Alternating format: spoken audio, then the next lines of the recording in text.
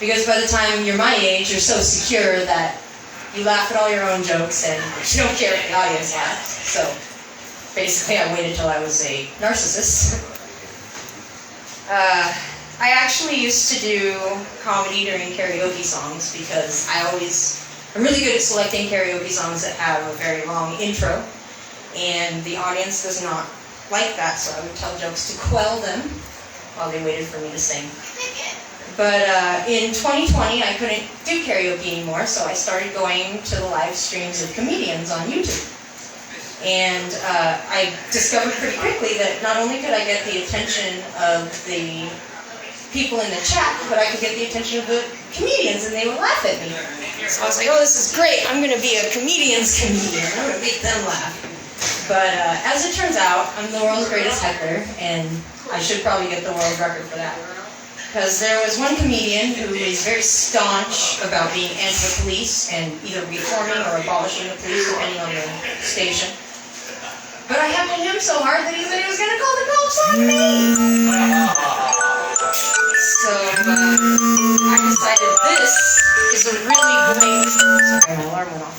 This is a really great item for my bucket list because I always accomplish all my goals. Whenever I put something on my bucket list, I tick it off really quickly. So I thought, but date a comedian on my bucket list. That'll take a while to tick it off because everyone knows that comedians are perpetually single. But the only problem with falling in love with a comedian is once you do, you go from being a hopeless romantic to being someone who's just hopeless. I have a little bit of experience with that because I did try to date a comedian, and he also surfs. It didn't work out because he had no sense of humor. And after a very bad split where we went no contact, I started surfing too. Not because I thought that would win him over, but because if you can't have a man, take his sport. And his job. I'm actually the guy that I was in love with last. He lives out of state, but he's going to be in Sacramento this weekend. So on Sunday night, I expect to bawl myself to sleep, or if he comes to visit me, bawl myself to sleep, you know what I'm saying? So,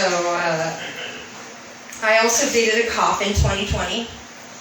I met him at a Black Lives Matter protest, and everything was going really well. I couldn't believe it. He was so open-minded and conscientious. He would watch all the videos on why to abolish the police and on how to reform the police. And then one night, he heard the term, all cops are bastards, ACAB. And he looked at me, and he said, all cops are smarter. And I said, well, if that were true, you would have said all cops are brainy. And he left me. I don't have very good luck in dating. If I was on a dating reality show, we would get to the end of the first round, and I would look at all the contestants, and I would say, this is going to be such a difficult decision. I want to cut you all. So you can rip my heart out and blow it away as dust. My blood's not pumping. Okay, that's all I have. Thank you.